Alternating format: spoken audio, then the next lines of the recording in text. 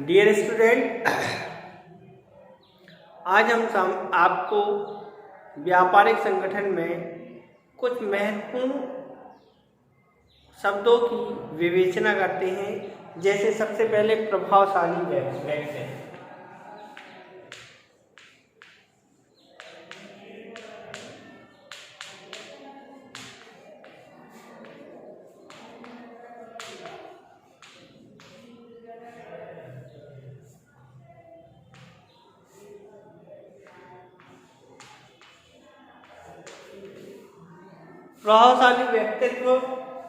प्रभावशाली व्यक्तित्व का आशय इस बात से लगाया जाता है कि कोई भी व्यापारी व्यापारिक संगठन में किस प्रकार से इफेक्टेड होगा, किस प्रकार से प्रभावशाली रहेगा। तो जब हम प्रभावशाली व्यक्तित्व की बात करते हैं तो प्रभावशाली व्यक्तित्व का तात्पर्य ऐसे व्यक्ति से है जिसका शारीरिक, मानसिक तथा नैतिक विकास उच्च कोटि का हो। अगर उसका शारीरिक, नैतिक और मानसिक विकास उच्च कोटि का है तो वह व्यक्ति प्रभावशाली हो सकता है। अगर व्यवसाय के प्रभावी व्यक्तित्व के अंतर्गत हम कुछ चीज़ों का समावेश करते हैं या कुछ गुणों का समावेश करते हैं, जिसके आधार पर हम ये कह सकते हैं कि ये जो व्यवसायी है वो प्रभावशाली है। अब हम सबसे पहला उसके अंदर एक अच्छी आकर्षण शक्ति होनी चाहिए, जिससे कि उसे व्यापार करने में आसानी हो, सरलता से वह व्यापार कर पाए, उसकी छवि लोगों के दिमाग में आकृति बने, जिससे कि वो ज़्यादा से ज़्यादा विक्रय कर पाए। दूसरा, हंसमुख स्वभाव। अगर व्यापारी हंसमुख स्वभाव से कोई वस्तु को बेचता है तो वो एक वस्तु के स्थान पर 4 वस्तु आसानी से बेच पाता है। इस प्रकार से उसका हंसमुख स्वभाव होना चाहिए। अच्छा स्वास्थ्य, एक अच्छे स्वास्थ्य का व्यक्ति जो रोज उसका स्वास्थ्य अच्छा होगा, मानसिक उसे कोई विकार नहीं होगा, वो स्वास्थ्य अच्छा रहेगा तो आसानी से वस्तुओं को बेच पाएगा, दुकान में बैठ पाएगा, दुकान की कार्य समय पर कर पाएगा और उसका काम करने में मन लगेगा। अगर स्वास्थ्य खराब हुआ तो वह सही से दुकान पर बैठ भी नहीं पाएगा, उसका मन कार्य करने में नहीं लगेगा और वह टाइम पे नहीं आ पाएगा, जिससे कि कहीं ना कहीं उसकी व्यापार को गलत प्रभाव डालेगा। अब हम उसके आगे बात करते हैं तो हमारा आत्मविश्वास, एक अच्छे व्यापारी के लिए उसका आत्मविश्वास का होना अति आवश्यक है। सही आत्मविश्वास के साथ अगर व्यापारी दुकान में बैठता है, अपनी दुकानदारी करता है और अपने व्यापार को बढ़ाता है तो उसके आत्मविश्वास से उसका व्यापार अपने लक्ष्यों को प्राप्त करेगा और ज़्यादा से ज़्यादा लाभ कमाएगा। उसके बाद अगली हम बात करते हैं तो विनम्रता। एक व्यापारी में का विनम्र होना अति आवश्यक है। अगर उसे विनम्रता है तो वह विनम्रता के आधार पर अपने व्यापार में सफलतापूर्वक लाभ अर्जित करेगा। विनम्रता से उसकी जो दुकानदारी है, उसके ग्राहक हैं, उससे बने रहेंगे। उसके आगे नेक्स्ट अगर हम बात करें तो शिष्ट व्यवहार। एक सफल व्यापारी के लिए उसका आचरण शिष्ट होना चाहिए। अगर उसका आचरण शिष्ट नहीं है, शिष्टाचार नहीं है तो कहीं ना कहीं ये भी गुण उसका उस व्यापार के व्यवसाय पर, उस व्यापारी के व्यवसाय पर गलत प्रभाव डाल सकता है। प्रबल इच्छा शक्ति। अगर व्यापारी की इच्छा शक्ति प्रबल है तो प्रबल इच्छा शक्ति के तहत वह ज़्यादा से ज़्यादा प्रबल काम करेगा, ज़्यादा से ज़्यादा अपने व्यापार को ऊंचाइयों तक ले जाएगा। नैतिक बल। जब हम नैतिक बल की बात करते हैं तो एक सफल व्यापारी में, अगर व्यापारी को सफल होना है तो उसके नैतिक बल को ध्यान में रखना होगा। उसका नैतिक बल जितना ऊंचा रहेगा उसके हिसाब से व्यापारी अपनी सफलता अर्जित कर सकता है। आशावादी दृष्टिकोण व्यापार आशावादी दृष्टिकोण पर निर्भर है। अगर व्यापारी का आशावादी दृष्टिकोण है तो ही व्यापारी सफल हो सकता है। तो आज अभी हमने प्रभावशाली व्यक्तित्व की बात करी।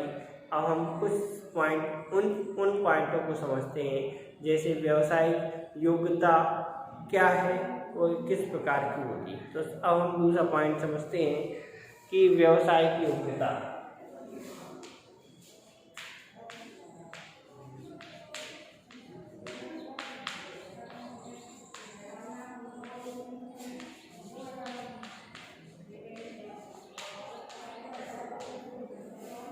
दूसरा पॉइंट है व्यावसायिक योग्यता। अब किसी व्यापारी में उसकी व्यावसायिक योग्यता किस चीज़ को हम व्यावसायिक योग्यता के नाम से जानते हैं। तो व्यावसायिक योग्यता का आशय ऐसे किसी व्यक्ति से है, किसी व्यक्ति की व्यवसाय को सफलतापूर्वक संचालित करने वाली क्षमता है। व्यावसायिक योग्यता का आशय क्या है? किसी व्यक्ति के अंदर किसी व्यवसाय को सफलतापूर्वक अगर उसका संचालन किया जा रहा है, उसे चलाया जा रहा है, तो सफलतापूर्वक संचालन करने पर उसमें जो क्षमता पाई जाती है वह उस व्यापार की व्यावसायिक योग्यता को परिभाषित करती है। व्यावसायिक योग्यता की हम आगे बात करते हैं तो इस प्रकार की हमारी जो व्यावसायिक योग्यता है दो प्रकार की होती है। एक व्यावसायिक योग्यता हमारी जन्मजात होती है कि व्यक्ति पैदा होता है और पैदा होते ही साथ वह अपने पूर्वजों से उस योग्यता को हासिल कर लेता है। तो ऐसी योग्यता को हम जन्मजात व्यावसायिक योग्यता कहते हैं। दूसरी योग्यता होती है जो अर्जित करना होती है। अर्जित का मतलब है अनुभव के द्वारा। ऐसी योग्यता हमारी अनुभव के द्वारा प्राप्त की जाएगी, परिश्रम के द्वारा प्राप्त करी जाएगी या शिक्षा के द्वारा प्राप्त की जाएगी। तो जैसे कि अगर हम कोई कार्य करते हैं और कार्य करने पर हम अनुभव प्राप्त करते हैं तो ऐसी व्यावसायिक योग्यता हमारी अर्जित व्यावसायिक योग्यता कहलाएगी। दूसरा, अगर हमने किसी शिक्षण संस्थान से इस प्रकार की योग्यता अर्जित की है, जो हमारी कुछ क्वालिटी अर्जित की है, कोई डिग्री हासिल की है, तो ये ज्ञान के आधार पर अर्जित किया है। दूसरा, परिश्रम के आधार पर कि हम अपने व्यापार को इस हद तक इतनी परिश्रम देते, इस हद तक शिक्षा के द्वारा, उसके अनुभव के द्वारा, उसके प्रैक्टिकल के द्वारा अगर हम कोई योग्यता हासिल करते हैं तो इस प्रकार की योग्यता हमारी व्यावसायिक योग्यता कहलाती है। अब हम देखते हैं चरित्रवान व्यवसायी। और चरित्रवान व्यवसायी के अंदर कौन कौन से गुण होने चाहिए कि किन गुणों का समावेश होना चाहिए। तो एक चरित्रवान व्यक्ति के गुणों का एक चरित्रवान व्यक्ति क्या होता है?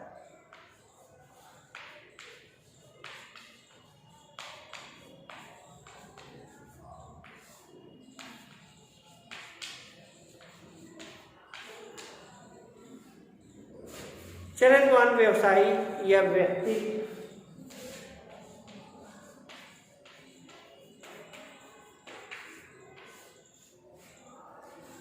एक चरित्रवान व्यवसायी के अंदर कौन कौन से गुण होते हैं जो उसके चरित्र को बताते हैं।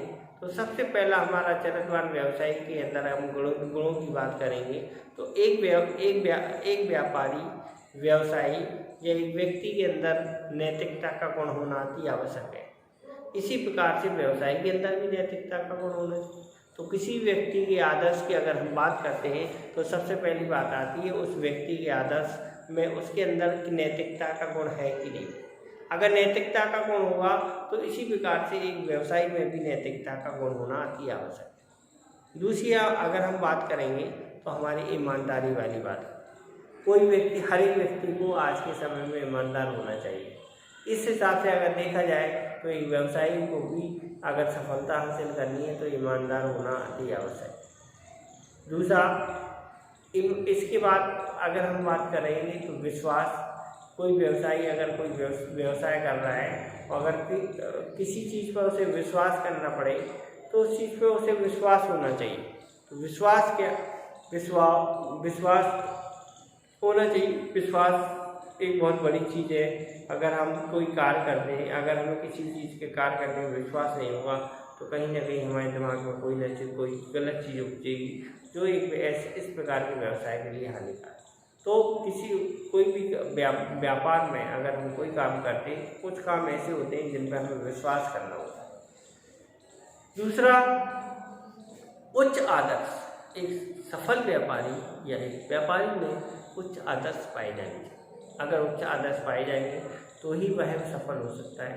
नम्रता, एक व्यापारी में नम्रता का भाव भी होना चाहिए, नम्र होना चाहिए, जिससे कि वो नम्रता के आधार पर भी वो अपने व्यापार में सफलता हासिल करे। आगे हम अगर मोस्ट इम्पोर्टेंट पॉइंट करें तो हमारे जो सब व्यापारी हैं उस व्यापारी में सद्विश्वास भी होना चाहिए। सद्विश्वास और सद्व्यवहार, इन दोनों पॉइंट का होना अति आवश्यक है।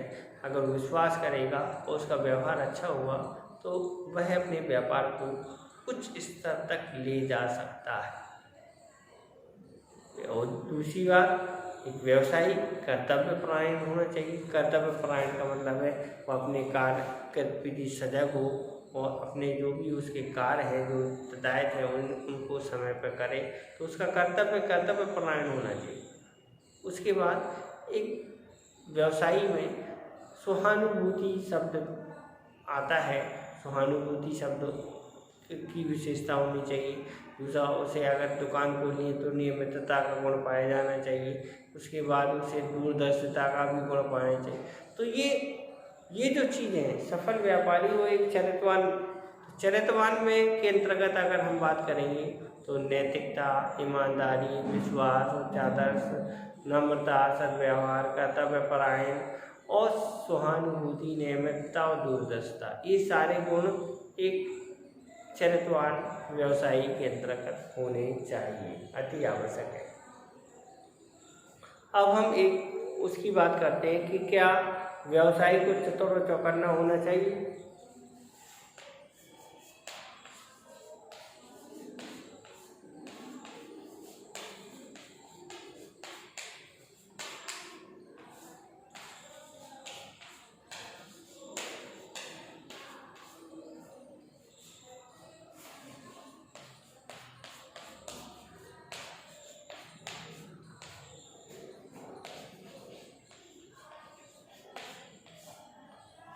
एक व्यवसायी को चतुर और चौकन्ना होना चाहिए।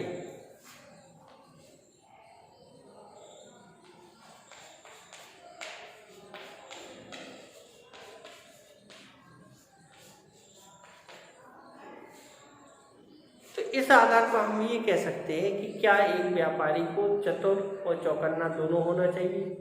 तो इस बात से पता, सफलता प्राप्त करने के लिए कोई भी व्यापारी है अगर व्यापार में सफलता हासिल करना चाहता है तो व्यापारी को चतुर होना अति आवश्यक है, नितांत आवश्यक है, और चौकन्ना भी रहना अति आवश्यक है। इस बात से हमें यह कथन इस भाव को प्रकट करता है कि कुशल व्यापारी को इन तत्वों के संबंध में निरंतर चौकन्ना रहना चाहिए। कुछ ऐसे तत्व हैं जिनके संबंध में उसे निरंतर चौकन्ना रहना पड़ेगा। तो उन तत्वों की हम व्याख्या करते हैं।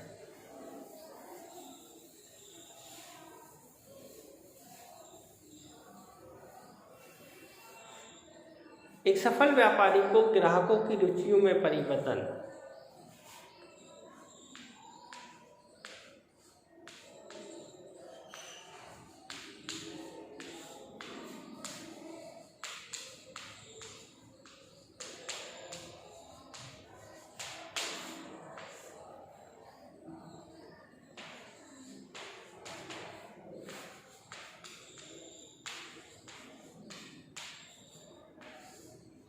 एक सफल व्यापारी को ग्राहकों की जो भी रुचियां हैं उनमें अगर समय समय पर कोई परिवर्तन हो रहा तो उस परिवर्तन को उसे ध्यान में रखना होगा, उसके प्रति उसे चौकन्ना रहना होगा। उसके बाद हम बात करते हैं फैशन में परिवर्तन की। अगर कोई व्यापारी है और फैशन में समय समय पर परिवर्तन हो रहा है, तो व्यापारी को फैशन में अगर परिवर्तन हो रहा है तो उसमें चतुर करना रहेगा, नहीं तो उसका व्यापार खत्म हो जाएगा।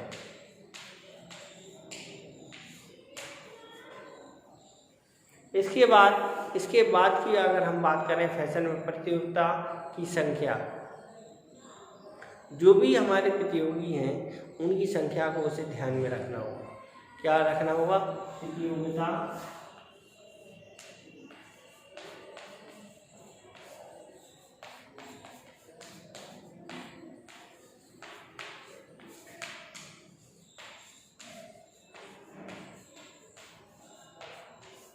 अगर हमें अपने व्यापार में आगे बढ़ना है तो हमें जिनसे कंपटीशन करना है वो उनकी संख्या कितनी है उसको हमें ध्यान रखना, उनके लिए रणनीति बनानी पड़ी। अपने प्रोडक्ट को मार्केट में बना के रखने के लिए हमें ऐसी रणनीति बनानी पड़ेगी जिससे कि हम अपने प्रतियोगियों को फाइट करें। उसके बाद कीमत नीति,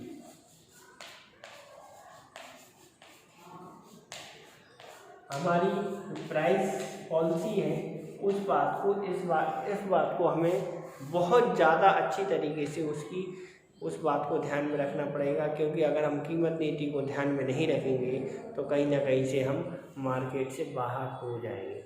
उसके बाद नेक्स्ट पॉइंट आता है आपका वस्तु की किस्म। वस्तु की हमारी कीमत नीति के बाद वस्तु की किस्म,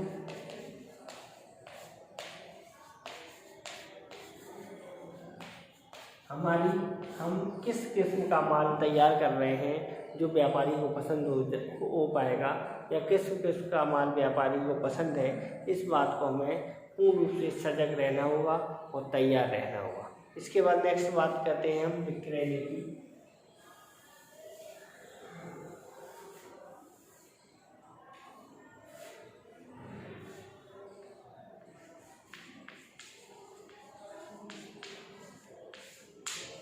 हमारी विक्रय नीति कैसी है, विक्रय सेल्स पॉलिसी कैसी है, क्योंकि सेल्स पॉलिसी के आधार पर ही हमें डिसाइड करना होगा कि हमें कितनी विक्रय आ पाएगी और कितना हम वस्तु का माल बेच पाएंगे।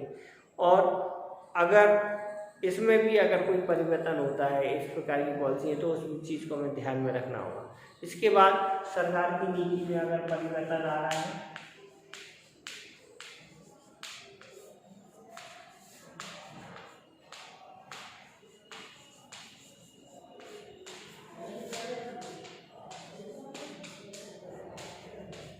अगर सरकार कोई पॉलिसी निकाल रही है, अपनी नीतियों में कोई परिवर्तन कर रही है, तो उस चीज़ को भी हमें ध्यान में देना होगा, इस बात को भी हमें ध्यान में देना होगा। देश की आर्थिक दशा कैसी है, इस बात को भी हम ध्यान रखेंगे।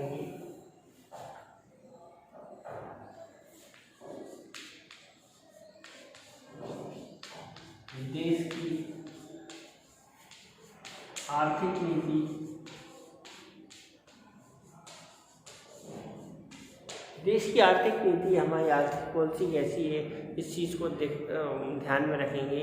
उनमें कोई परिवर्तन तो नहीं हो रहा है, उनमें अगर कोई परिवर्तन होता है तो कहीं ना कहीं हमारे व्यापार को प्रभावित करेगा। तो इस प्रकार आज हमने कुछ महत्वपूर्ण शब्दों को समझा, उनके बारे में जाना जो आपके व्यापारिक संगठन के लिए अति आवश्यक है। हमें आशा है कि आपको ये चीज़ें समझ में आई होगी, इसीलिए आप मेरे वीडियो को लाइक करें, सब्सक्राइब करें, शेयर करें, जिससे कि इसी प्रकार के मैं और भी वीडियो आपके लिए प्रस्तुत कर पाऊँ। धन्यवाद।